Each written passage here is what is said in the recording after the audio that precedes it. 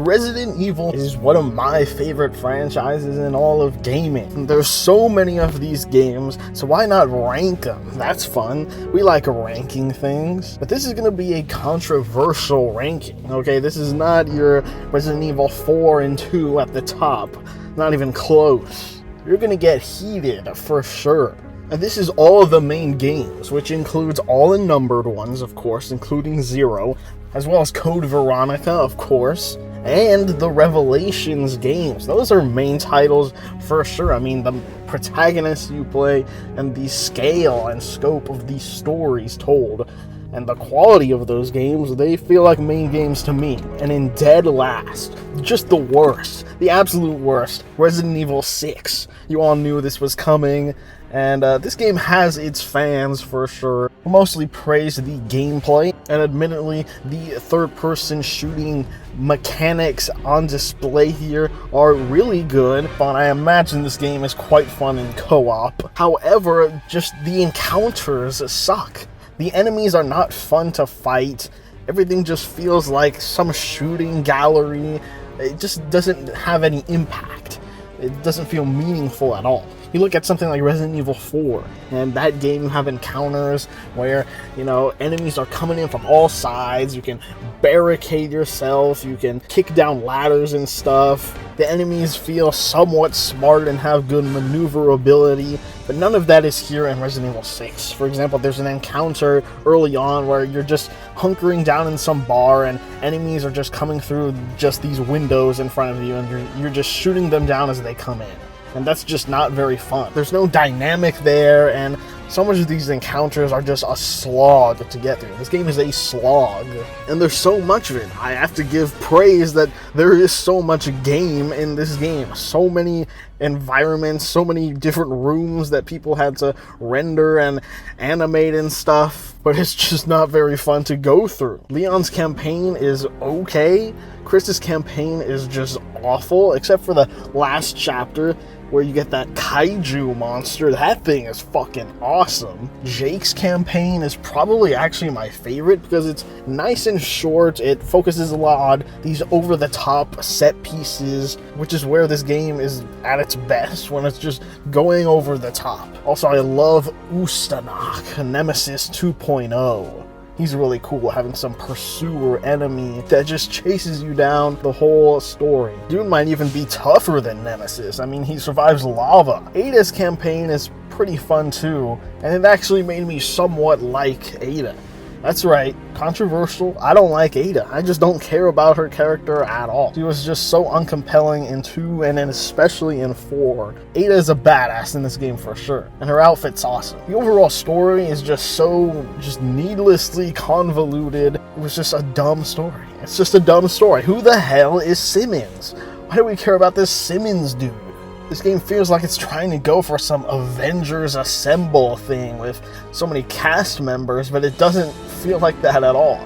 They feel so separated for the most part, and it doesn't really connect together in a very satisfying way. So yeah, it's a very mediocre game for sure. Fun mechanics, fun set pieces, but just most of the gameplay is so unsatisfying, and the story is just not it. So it's like at around 5 out of 10 range, maybe 4 out of 10 even. I just don't really like this game. Next up is Resident Evil Revelations 2. This game pisses me off, dude. So many people call this game super underrated, and I loved the first Revelations so much. That game surprised me, so I was really excited for Revelations 2. And it is almost a good game. The first half is like great. The first half is great, but then it all falls apart in that second half. This is a weird Resident Evil game. This game is so weird. What stands out is the atmosphere. This has one of the best atmospheres in the series. It's so different. It is so similar to The Evil Within. It's really cool. It's like easily the grungiest feeling Resident Evil. The gameplay is weird too. It feels like it's trying to be so many things at once. It feels like it's trying to be Revelations 1. It feels like it's trying to be Resident Evil 4. It feels like it's trying to be The Evil Within. It feels like it's trying to be The Last of Us. It feels like it's trying to be Silent Hill. It feels like it's trying to be goddamn Lego with switching characters with unique abilities and these environmental puzzles. It's doing too many things at once, and it just doesn't come through with its own identity. The story feels like a huge missed opportunity because it's a really cool concept. This cool 1 year time gap between Claire's storyline and Barry's storyline, which is a cool set of protagonists to have. Claire and Barry. Bringing back Barry after all this time was a great move. But let me tell you, they messed up Claire big time. For one, this is the first time that Claire's voice has been replaced. Alyson Court is no longer Claire, which just sucks because Alyson Court brought so much to the character, and it just does not feel like Claire without her. In one of the earlier moments of the game, when Claire picks up the gun for the first time, she says that it's more reliable than any person, which got me so hyped, because that is the line that Steve said in Code Veronica about a gun, which shocked Claire back then. And now here she's saying the same line, which got me excited. It was like, oh, we're about to see punished Claire. I thought we were going to get a whole, in-depth look at her character and stuff. Also, later, she just doesn't care at all about Natalia, which obviously in RE2, Claire's whole purpose was to save Sherry, but here she doesn't give a shit about Natalia. She just cares about her dumb TerraSave boyfriend, who is a traitor anyways. And I thought these were intentional choices. I thought they were going to give her a little character arc to turn her back into the Claire we all know. But no, that doesn't happen. It literally doesn't happen. Such a strange decision. The first chapter of this game is awesome, and the Asylum, it's really cool. I will say Barry's segments are definitely weaker than Claire's. This feels like straight up you're playing a low-budget The Last of Us, or The Evil Within. Very stealth-focused, just going through the forest and stuff. Also, switching to Natalia, she's not very fun to play with at all. Chapter 2 is the peak of this game. Love Chapter 2 for both sides. Going from the fishing village to the Silent Hill town is really cool. Chapter 3 for Claire's side is great, up until the moment where you make a decision that ends up giving you either the good ending or the bad ending. What sucks about this is that it doesn't even tell you that it's a choice. You don't even know that you're making a choice. You just see a button prompt and you think you're about to click it, and then it hard cuts away if you don't click it in time. I didn't know I was making a decision. I didn't even get any time. I didn't, what? Then Barry's part of the campaign at Chapter 3 sucks in this quarry. You have to move these boxes and stuff. It's just such a drag. They make you fight this Ouroboros boss fight 4 times from here until the rest of the game. What the hell? Chapter 4 is abysmal because you start off as Claire in this cool laboratory segment, meeting Alex Wesker, who, by the way, is such a cool villain, especially in her mutated form. One of the most disturbing looking things in the entire franchise. But then this segment just gets cut off immediately and ends with this horrible escape sequence where you run into the invisible enemies, who are a one-shot kill, by the way, but now that you're playing as Claire, you have no way to identify them. And then the whole rest of the chapter is playing as Barry, with such incredibly dull level design. It's almost worse than stuff in 6. Going through this underground segment with this gas and stuff, it's just so obnoxious. And then they slap you in the face by then, at the very end, giving you this awesome underground mansion, which has such a cool vibe. Why wasn't this the whole chapter? Why not split the chapter in half like you've been doing before, where Claire gets a full-out laboratory segment and Barry plays in this underground mansion? The final boss is cool, but then if you get that bad ending, which you're most likely going to, it just fucking ends. And then you have to play chapters 3 and 4 all over again, the bad parts of the game, to get the good ending, which actually feels like a satisfying ending. The game just drops the ball so hardcore in the last half, it's ridiculous. DLC bored me to tears as well. I couldn't even be bothered to try out raid mode either. It's okay overall, I guess, like a 6 out of 10 level, but man, this could have been so much better of a game. Then I'm gonna say Resident Evil 0. Again, almost a good game, this one, but literally only if they added storage boxes. Just add storage boxes. That alone would have made this a 7 out of 10, a good game. But no storage boxes. Why? What is the purpose in that? There's no, like, it doesn't benefit you that much to have it, other than to save you some time. The train segment is incredible, as everyone knows, and I actually even like the training facility, most of the training facility, but then after that segment, the game becomes really repetitive with you moving to different places very often and you having to carry all your stuff with you, and it's just so obnoxious. Switching between the characters isn't too annoying in the first part of the game, but then when you are forced to swap to a certain character and you just are unprepared and have a bad loadout with them, and it just becomes really annoying. And the whole game just feels super unnecessary. Like, we don't need some story set before Resident Evil 1, especially with Rebecca, who in the first game, there's no context there that she's faced any of these threats before, let alone a tyrant. Like, what? No context at all. Billy is just the worst protagonist in the entire franchise. Nobody cares about this man. Even Steve is somewhat charming in his goofiness, but Billy is just fucking boring. I don't care about his story. While some of the Umbrella origin stuff is cool, Marcus is also just a terrible villain, and just the whole game just feels so pointless. What's on its strong side though is of course the visuals and gameplay of Resident Evil 1 Remake. This being in that same style is really cool, so the general gameplay and basic level design is there, and it's that fun Resident Evil style. Again, it would literally just take the storage boxes to make this an actual good game. Also love the soundtrack. This is actually one of my favorite Resident Evil soundtracks. The save room theme especially is one of my favorites for sure.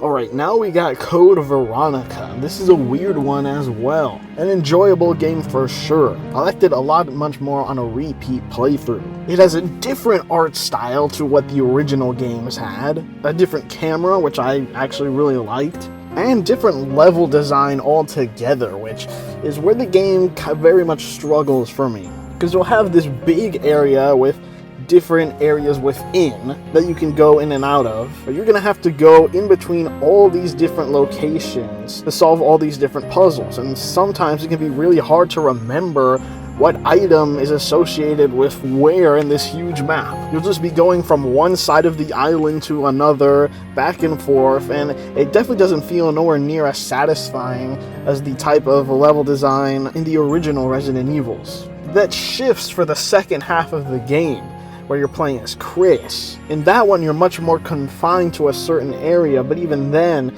it feels like you're doing a bit too much back and forth and back and forth and back and forth. On my first playthrough, this was like the hardest Resident Evil, but on a repeat playthrough, especially knowing the information that the knife is god tier in this game, it's like one of the easier games actually. I quite like the boss fight. It's the one with the tyrant in the plane. I don't know why everyone says that's so difficult. I actually always have a really easy time with that. The Nosferatu boss is really cool, though the final boss is terrible, because depending on what you have with you, it can either be hell or laughably easy. Also, when you're forced to switch between Claire and Chris without any warning, it can be a little frustrating not having certain weapons on you that would be really helpful. My favorite part of the game by far is the story. It is so much fun. This is easily my favorite Claire game in the series. She is awesome here. Having Chris come back is really cool as well. Steve. Let's talk about Steve. Why do people hate Steve so damn much? He is so goofy. I love it. Like, you cannot deny, anytime he's on screen, it's the most over-the-top, enjoyable thing ever. It's definitely better than Billy from Resident Evil 0. Who the hell is that? The villains are incredible. Alfred Ashford is so funny. His laugh is so over the top. Also, his split personality of being Alexia is so fun. Alexia herself is kind of weak as a villain when she's finally revealed, but then you have Wesker. Bro, bringing back Wesker with superpowers on this vendetta against Umbrella and Chris, that is just peak. So yeah, Code Veronica is an extremely enjoyable game, but really unfortunately stumbles on its moment-to-moment gameplay and its overall pacing, which really tanks it a lot.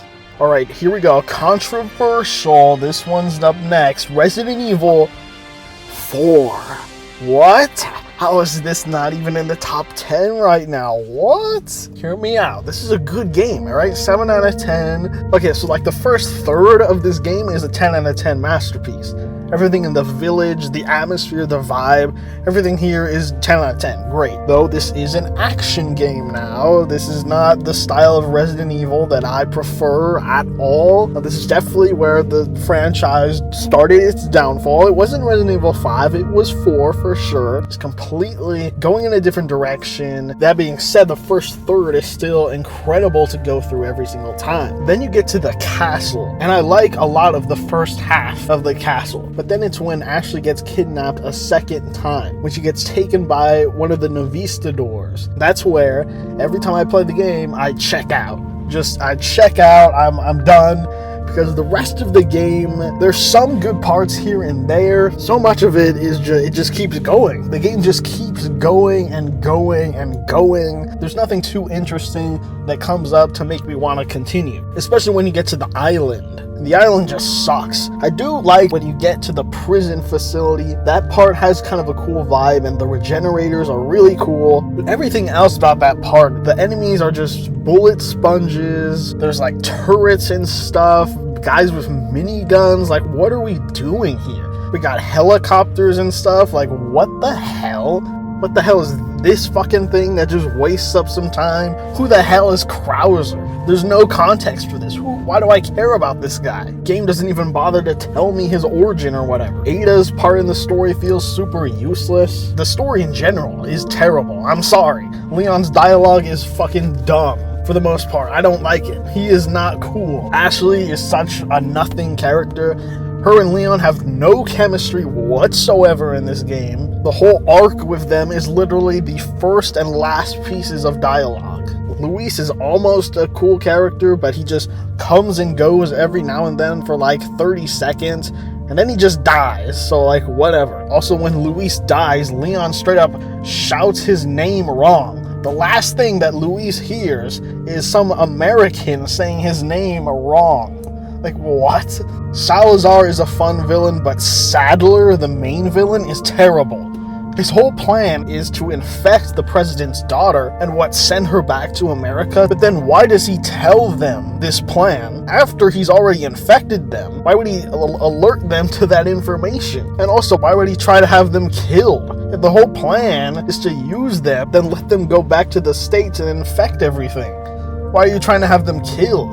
Literally let them leave and don't tell them the plan. It just makes no sense. Also, this game has the worst notes in the franchise, straight up. At least Resident Evil 6 has some interesting files in the menu that you can read. All the notes in this game are just the Ganados writing down, "The Americans are here, kill them." Like, there's nothing else interesting in these notes. No context at all. But hey, the first half of the game kicks ass though. Resident Evil 5. What the hell is this doing over 4? I mean, this game just takes the formula of Resident Evil 4 and improves upon it, adding new gameplay mechanics, making things more intense. For example, with the live inventory screen. Before in Resident Evil 4, every time you switch a weapon or heal up, it just pauses the game, which cuts the tension a bit. Here, the game's always running, so it makes things super frantic and hectic. Makes it feel a little bit more survival horror. Also, having a co-op partner adds a whole new dimension to gameplay. I imagine this game is so much fun in co-op. Even the AI partner is good, I think. A lot of people give it way too much slack. I mean, yeah, it makes mistakes and stuff, but so does a real player. I much prefer it over the robotic and generally unhelpful AI of Resident Evil 6. Sheva actually feels like another person who's doing as much damage and work into the enemies as you are. The game is paced much better than 4 because it's a lot shorter. Why the hell was 4 20 hours long? Some of the level design is really fun. For example, the marshlands where you're going around in the boat, that one stands out a lot. And they ripped it off for Resident Evil 4 remake, huh? With the lake segment. One thing this game kind of fails at in gameplay is the boss fights. The boss fights are not very good at all. It's really only the Wesker ones that are really fun. This game has a bunch of quick time events and over-the-top scenarios, turrets and stuff, but I really like it. If you're gonna go action, and in a fun way, not like slogging through enemies that have turrets in Resident Evil 4. although this game does have enemies with guns and stuff in the later third, which is pretty annoying. But because of the refined gameplay and also having a partner with you, it just makes the action feel a lot better to play through. Also, the story is legitimately great. We got Chris back again, and Sheva is a great character who actually has chemistry with Chris, unlike Ashley and Leon. They actually have a good partnership here. The quest to save Jill is compelling because it's Jill Valentine. Of course you want to save her. Josh is a really cool, fun side character. The villains are fun and over the top, like Exeligione and Ricardo Irving. And of course, Wesker at the top. This is easily the best villain in the entire series, at his peak right here. Draped down in his trench coat and sunglasses. Also, the DLCs for this game are really fun too. I didn't even talk about Separate Ways for 4, but I don't even really like it all that much because it's just more of the same, going through the same areas and stuff. And the battleship segment just is terrible, and I hate the Sadler fight, and just, yeah. But 5's DLCs are really fun. Disparate Escape is of course just non-stop action, but for some reason the way it's done here is super fun. Easily the most intense segment in the entire franchise. It's just non-stop. Playing as Jill and Josh is a really good combo too. Then there's Lost in Nightmares, dude. This single-handedly puts Resident Evil 5 over 4. This is a treat for any fan of Resident Evil. Going through the mansion once again, having the Easter egg that puts it in fixed camera perspective, the cool Silent Hill monsters in the basement, the Wesker fight at the end, it's so peak. Resident Evil 5 is legitimately a great game, I think, really. It's super enjoyable. Obviously, it definitely has its lows gameplay-wise for sure, and obviously the action angle will always not be the best for the franchise, I think, but I really like this game. Next up, controversial, Resident Evil 2 Remake. What? Hear me out right now. So like the first, I don't know, half, third of the game, everything from the opening to the police station, 10 out of 10. No notes. But defend the sewers. Just slogging through the sewers, running into the G enemies who are just terrible. They just block up your way, waste all your defensive items, and just poison you if you don't have any. Can't think of a more obnoxious enemy. Where are the spiders? Give me some Resident Evil engine spiders, damn it. Going back and forth, getting the chess pieces and stuff, it slows the game down so much. It's just not that fun to go through at all, which is weird because this segment was pretty short in the original game. The boss fights are also a little not that good. Like the first Birkin fight where you're just running around in circles, taking pot shots every 10 seconds. It's not that fun. And then the second one, we're on that 2x2 platform, just trying to get the crane into him. It's not fun at all. Then every time you die there, at least in hardcore mode when you die there,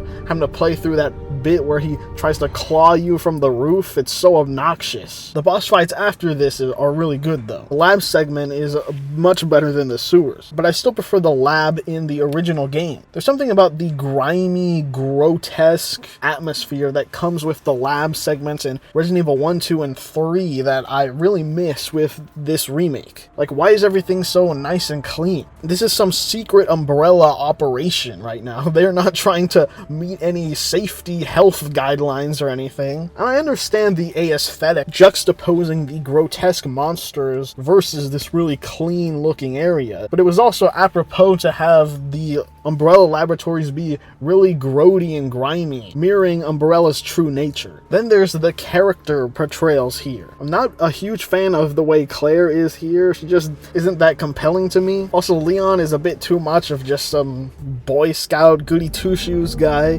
which of course he was in the original game, but in the original he was also really goofy. It was hilarious. Easily my favorite version of Leon. Here he's just kind of boring. I don't know. He's missing that goofiness and charm that I really loved about that original version. I don't care for Ada at all. Sherry is pretty decent. I like what they did with Irons' character, as well as the Birkins, especially Annette. This game also hardcore botches the A and B scenarios.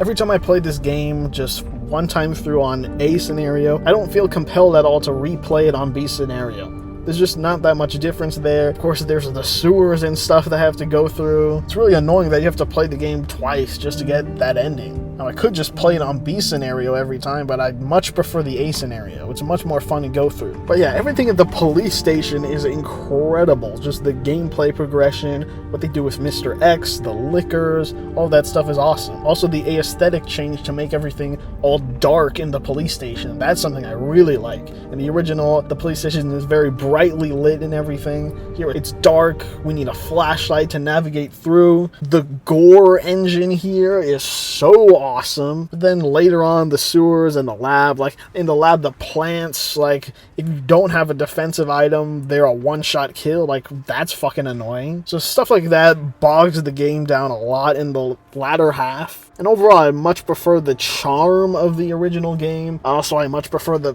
fixed camera angle, gameplay. But I still really appreciate what this game does, especially adding more of a focus on horror as well. It's a good remake, but I definitely much prefer the original. It's still a great game, though. I just want to talk about some of the problems that weigh it down a bit. Next is Resident Evil 3 Remake. How the hell is this over 2, you ask? Well, it's just much more fast-paced and fun to play. This is much more replayable for me. The dodge mechanic is just the greatest thing ever. Jill Valentine is my all-time favorite, and I love her portrayal here. I don't know why the hell people have a problem with her here. Like, people say she's too angry or whatever, but it absolutely makes sense in the context. She was the same way in the original. She straight up slapped the hell out of Carlos. People would have been so pissed if they saw that here. Did they forget that happened in the original? I literally don't get it. I like Carlos's portrayal here. It is very different from the original, but I still really like its take here. Nikolai is a much improved villain. I like the story elements they add with like the cure thing, giving this hope that they potentially could save the city. I really like that they take these liberties here with the story. I think Resident Evil 2 Remake would have benefited a lot from that. Gameplay-wise, it's very, tightly structured, nowhere near as open as other Resident Evil games. But that does make the pace feel really good to play through. People have issues with Nemesis, and he's not that much of a pursuer or stalker enemy, especially compared with the original game, but saying he lacks presence in this game makes no sense, because he shows up a lot. He shows up so many times throughout this game. Although it would have been great to have a longer segment where he is free roaming and you're trying to avoid him and stuff. But the whole point of the original were these short chase segments where he is faster than you and you have to get away. It wasn't ever really that much of a long-term encounter like Mr. X in 2 Remake. I mean, it's just an enjoyable game through and through. The hospital segment is legitimately a really great Resident Evil segment. This game has a sewer segment, but it's 10 minutes long. It's super short. It doesn't overstay its welcome at all. The lab segment is, again, I was disappointed that this was kind of the same as Resident Evil 2 Remake. And of course, a lot of people complain about the cut segments from the original, which obviously definitely is something that is very disappointing. So from a remake perspective, this game definitely is nowhere near as good as the original Resident Evil 3. However, as its own game, I don't really have that much of a problem with this game. I think it's an amazing game. So many of the issues that people have with it are for comparisons existing outside of the game. But for what it is in its own right, I think it's a phenomenal game. And I find myself enjoying it more than Resident Evil 2 Remake, so that's why it's on here. Next up is Resident Evil 4 Remake. Oh my god, I know, it's not even in the top 5. But this is an amazing game. 9 out of 10 for sure. So much better than the original, I think. The gameplay is incredible. Leon and Ashley actually have good chemistry together. Luis is actually a good character. They took a different direction with Sadler, but he still leaves a lot to be desired as a villain, I think.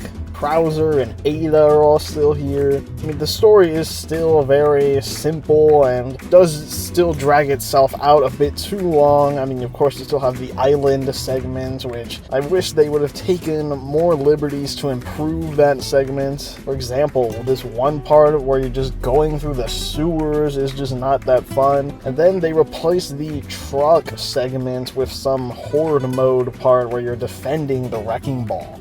and that's just not as fun. Give me that set piece of being on the truck that Ashley's driving and shooting all the Ganados. But so many other aspects of this game are very much improved. The castle is actually consistently great to play through. The updated shooting range and the side quests and interactability with the merchant is really cool. The soundtrack for this game is really fucking epic.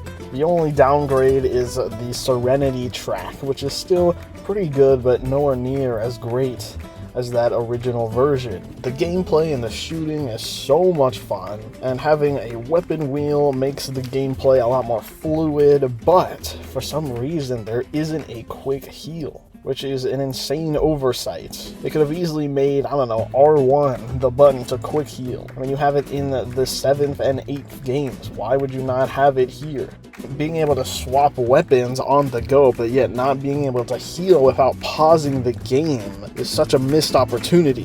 Gameplay is still much improved overall. Having a crafting system now is pretty cool, so you can manage what ammo you have and craft stuff for your favorite weapons. The upgrade system is satisfying as ever. This game is a blast to play overall, but that island segment still is a bit rough. And I genuinely prefer the regenerators in the original version for some reason. They just don't hit as hard here. So yeah, it's an amazing game, every bit as good as everyone says it is. And as a remake, it absolutely is one of the best. It's up there with Resident Evil 1 Remake, where it doesn't cut too much out, it improves the visuals and gameplay elements. However, being as faithful as it is still an action game, which again is not what I prefer in this franchise, which is why it is not ranked as high as everything else. So then what's up next? Resident Evil 8. Oh shit. That's right, I have Village over 4. Blasphemy, I know. Because isn't Village just a ripoff of 4? I mean, sure, yeah, it is a combination of Resident Evil 7 and 4. It being in first person makes it so immersive. I love first person view so much. Anybody who says that doesn't fit in this franchise is dead wrong. First person just allows you to take in the atmosphere so much more and really put yourself in the game. The over-the-shoulder camera angle is honestly my least favorite in the franchise. I just can't help but imagine how these beautiful RE Engine titles would look like when you're fully immersed in them and not have a character cover up a good chunk of the screen. This game is beautiful. Probably even still the best looking Resident Evil. I mean, the environments are just astounding. And again, being in first person means you can really take in the scope of things, the pure scale of looking around this village, seeing the castle tower ahead, seeing the windmill in the far distance. The world feels very connected. You really are going to all these places on this big map.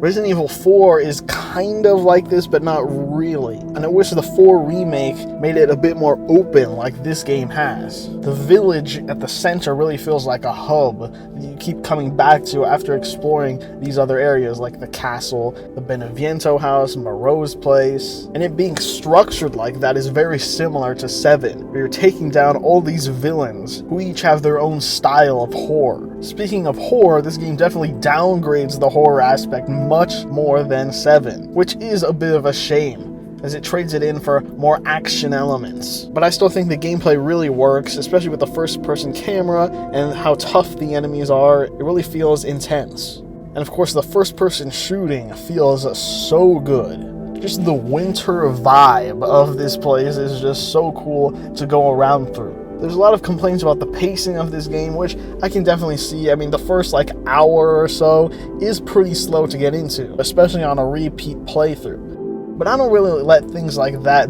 bog me down too much, especially with how story-focused it is. Sure, it's not great for replayability, but if you're doing a playthrough where you're really trying to get immersed into the narrative and the atmosphere, then a type of segment like that does really work. The castle is just incredible. It looks so cool. It's a very satisfying level progression as well, as you're solving puzzles, working to solve the main puzzle that'll get you out by defeating the 3 daughters of Lady Dimitrescu, who is such a cool villain. The gothic horror architecture and vibes here are so amazing.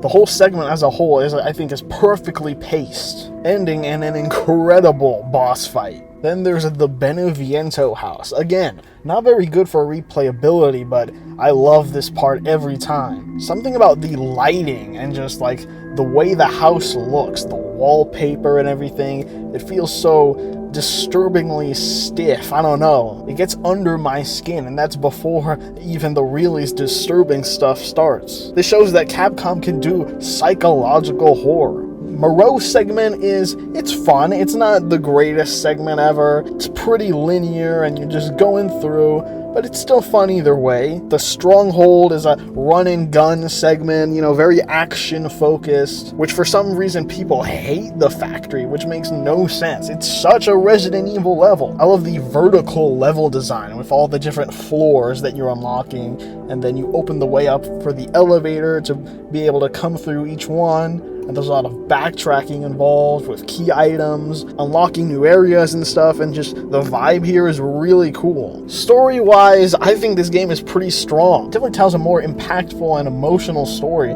than most other Resident Evil games, if not all of them. Of course, there are a few little problems in the story here, especially with Chris, that do have some merit to them. Also, I think they turned up Ethan a bit too much from 7. You could definitely tell that there was a lot of backlash with how limited his dialogue and personality was in 7, so they definitely turned it up, but I think they did a bit too much. I still really like Ethan. I think he's probably my second favorite protagonist in the franchise behind Jill. Just some guy trying to save his family. But I definitely think they overcompensated with how much dialogue he gets here compared to 7. So I honestly really like how low-key he was in that game. The DLC is also something that a lot of people have criticisms for, but I really liked it. I think the problem lies with how much we had to wait to get to it. Also, the Duke is goated. He is absolutely 100 times better than the Merchant. I mean, Leon doesn't even talk to the Merchant once. Meanwhile, the Duke actually has dialogue with Ethan that is story related. The Duke is actually a character in this story, and he develops this bond with Ethan. He even cooks for him. He cooks these delicious meals and stuff. He has so much unique dialogue, whereas the Merchant in 4 just says the same stuff over and over.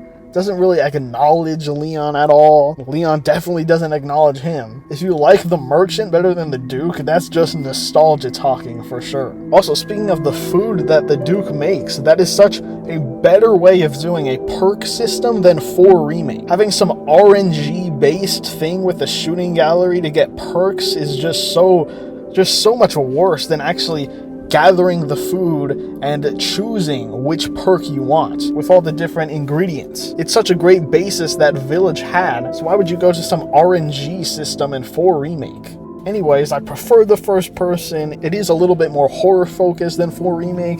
The story is more impactful for me. The winter vibes and everything. I prefer this game over 4 Remake, okay? What do you want from me? Next up, we got the most underrated game in the entire franchise, Resident Evil Revelations. This game is so slept on. Some DS title, but it's like actually so good. It is easily my favorite in that whole line of over-the-shoulder third-person action games that started with 4 and ended with Revelations 2. It is easily my favorite of the third-person Resident Evil games. It actually feels Resident Evil-y, while also, of course, being action-oriented with its gameplay. It surprisingly has a good balance between all-out action and slow-paced, singular enemy encounters in a atmosphere-heavy segment. The atmosphere overall is actually really good.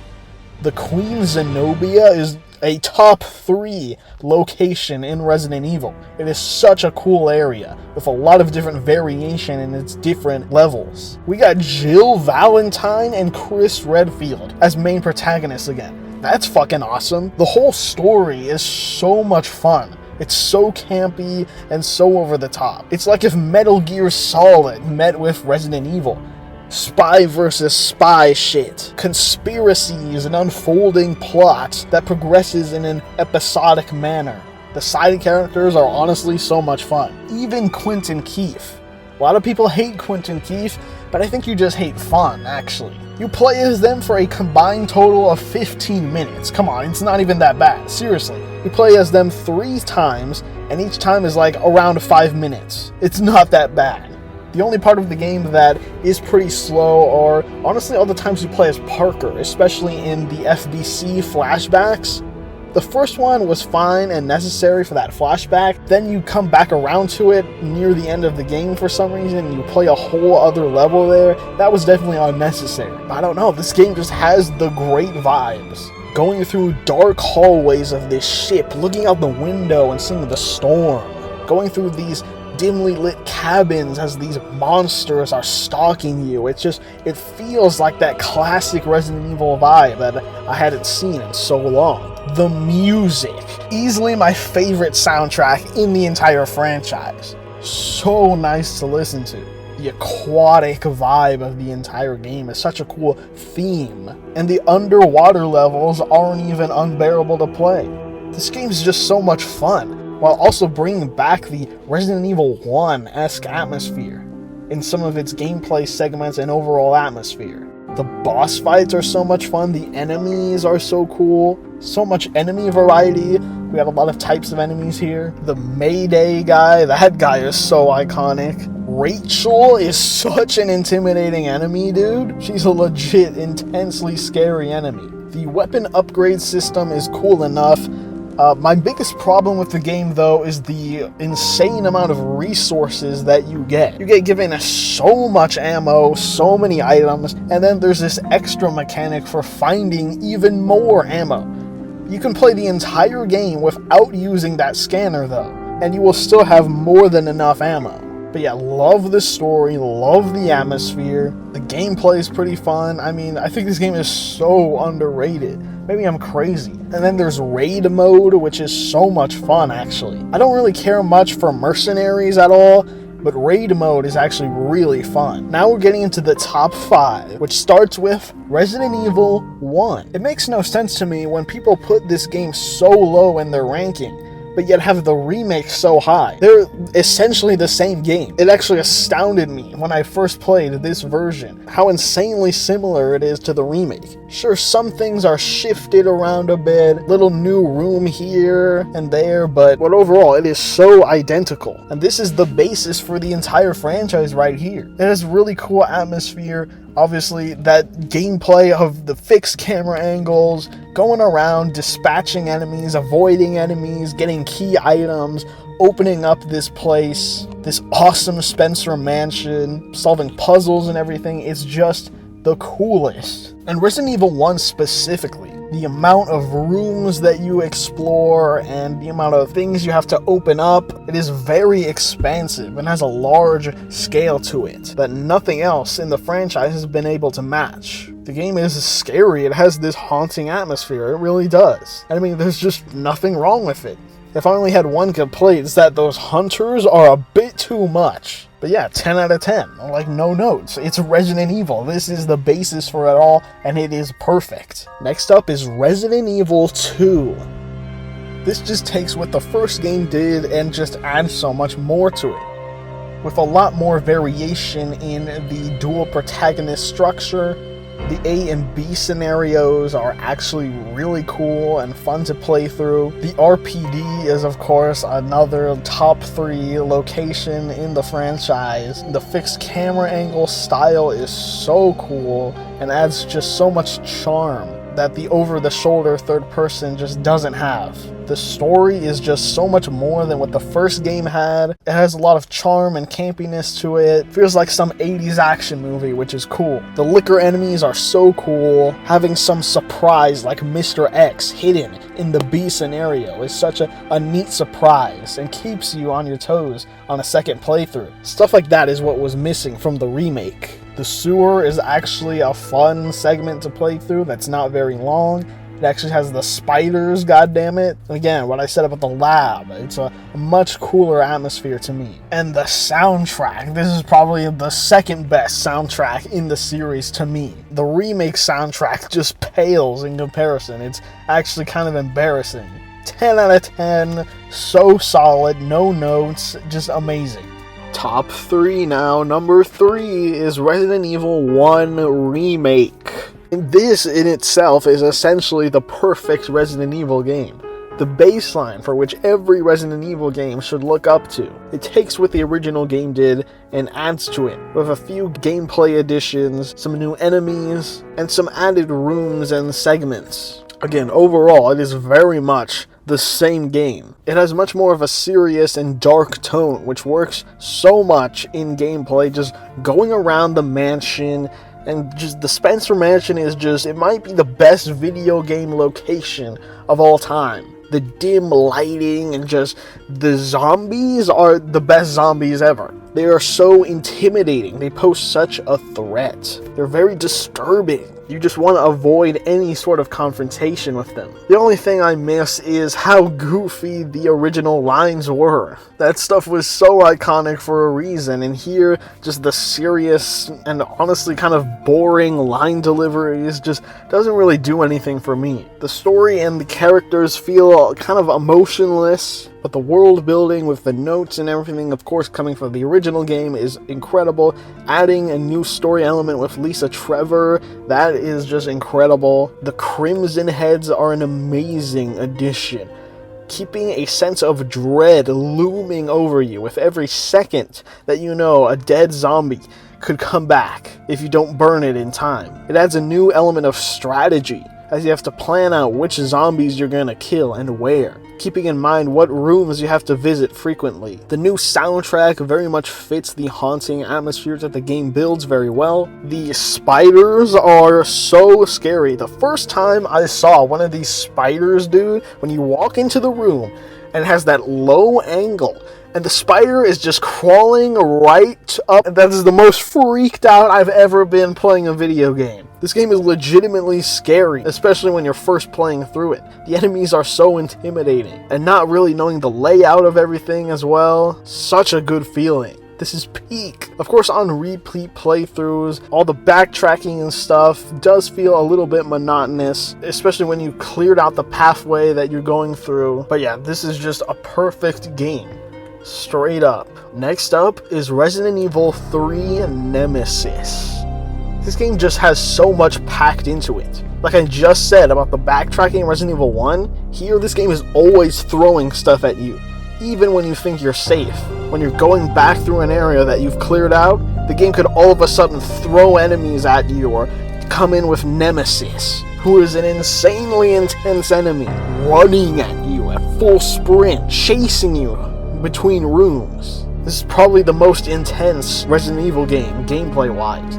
Very difficult too, even on repeat playthroughs where I know what I'm doing. The amount of enemies thrown at you at unexpected rates has me running low or completely out of either ammo or healing items. And there's a lot of variation here in the gameplay.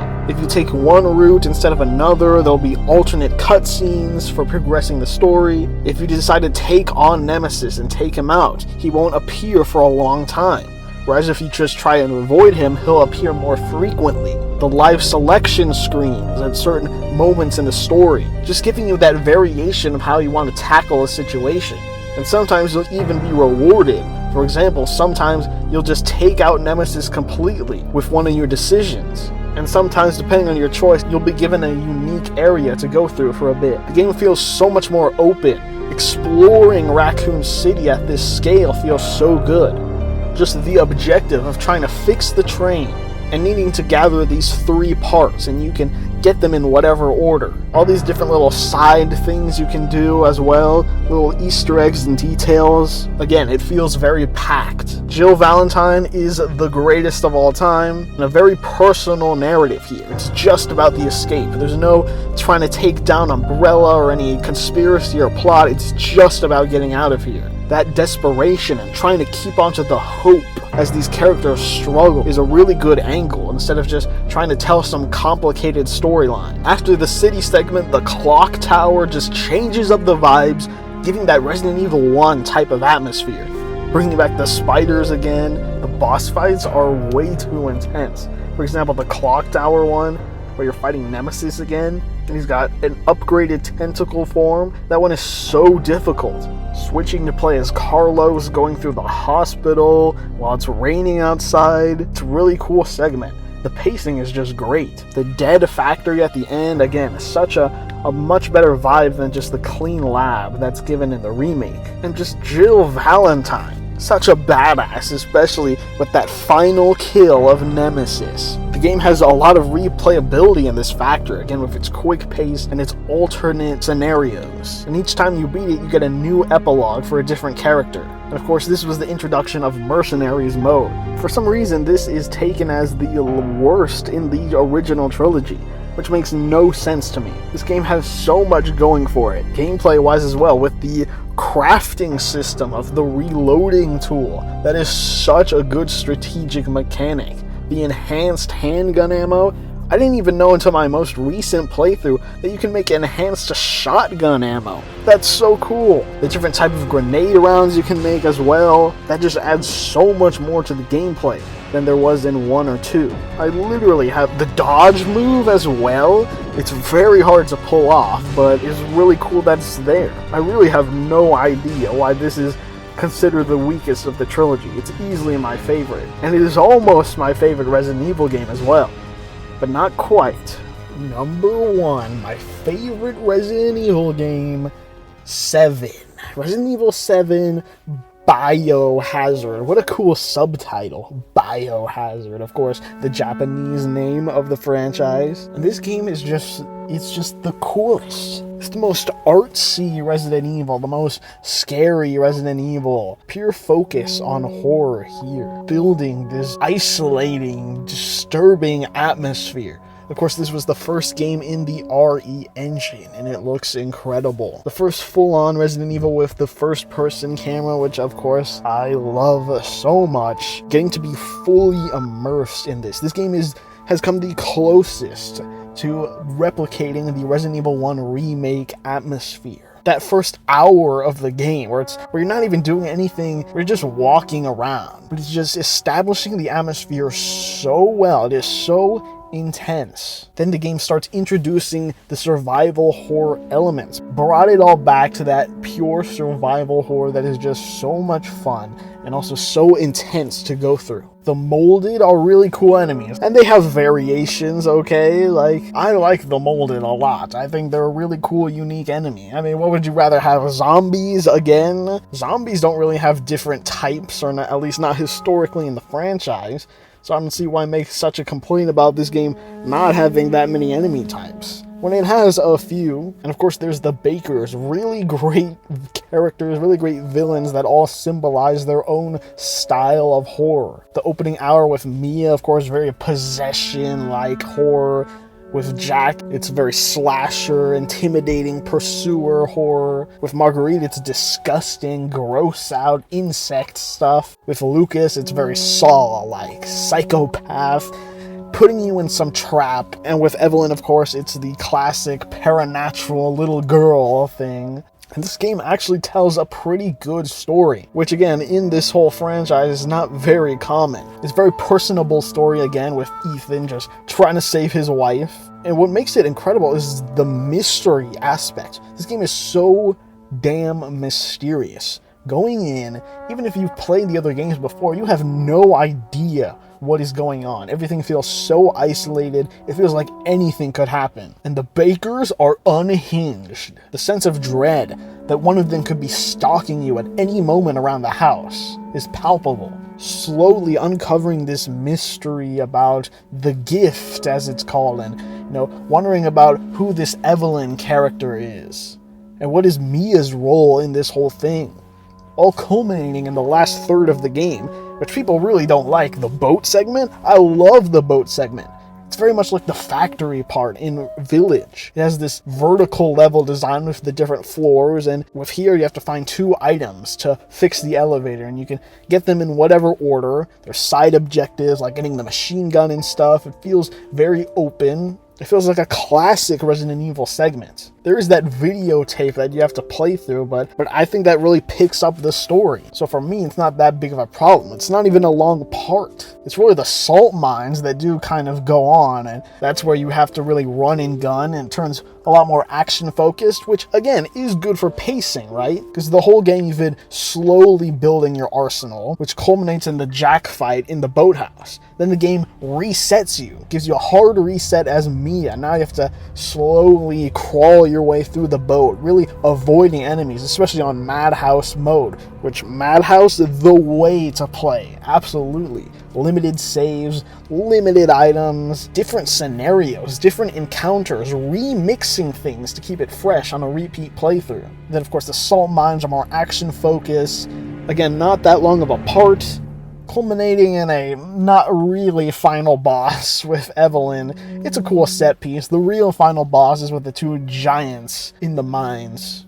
The gunplay is so satisfying, being face down with these intense enemies, having to rely on the guard mechanic to reduce damage if you can't get away in time. The combat is intimate, the whole game is intimate. It's something as simple as having chemical fluid, being able to have a dual usage, whether to be used with gunpowder to make ammo, or whether to be used with a herb to make a healing item. Something like that just adds a little bit of strategic element to the gameplay and resource management that makes Resident Evil so satisfying to play through. Finding those extra guns, it feels so physical, as something you have to literally find in the area as a hidden item. And then of course there's the antique coins, where you can buy stuff. And that is another really choice-based thing. It's not like Resident Evil 4 where you get boatloads of cash to spend on upgrades and weapons. Here, what you spend with the coins is very important, especially on Madhouse, where even if you have all the coins, you will not be able to get every item. This type of gameplay loop, mixed with some really intense horror segments, some really over-the-top and intense boss battles, that's what makes this game so replayable to me. I love that intense atmosphere. Don't even get me started on the DLC. This game probably has the best lineup of DLC like ever. There's so much variation here. The different mini games with the banned footage DLC, even having one being story focused as a prequel. The Ethan Must Die and Jack's 55th birthday ones are so much fun. Ethan Must Die, it's a learning experience with every run that is so difficult, so intense, but so satisfying when you eventually beat it. And Jack's 55th birthday being a mercenary style game mode. That's actually really fun to play, I think, especially with the perk system and stuff. The bedroom DLC being this escape room thing. Nightmare being this roguelike experience before roguelikes were cool. The 21 game is actually like super fun. With all the trump cards and stuff, it's legitimately a really fun game. And then you have that juxtaposed with the intenseness of staring down your opponent and having all these methods of torture if you lose. And then of course there are the bigger DLCs like Not a Hero, which is fine. It's a fun DLC. You're playing as Chris and you have a couple different moves and new weapons and stuff. It's a fun enough DLC and wraps up some loose story threads from the main game. An End of Zoe, completely different gameplay style. This game presents you with so much, including the DLC. With the DLC, this game just encompasses so many different variations of gameplay styles and atmospheres. Just punching stuff as Joe Baker? Incredible. This game is just overall the best Resident Evil experience for me, that I will always keep coming back to on a regular basis. And so 7 is my favorite Resident Evil game. So yeah, that was a controversial list. Games all over the place in different orders than anyone else has. Can't wait for Resident Evil 9. When is that gonna show up? I feel like we're long due getting some sort of a reveal or an announcement for that. I mean, they did say it was being worked on, but let's see the game. When is it gonna come out? It should be soon. They've been releasing these games very regularly, but there are rumors that this one might be a bit open. We'll see. If it's anything like Evil Within 2, that would be super cool. So yeah, those are all the Resident Evil games ranked and reviewed.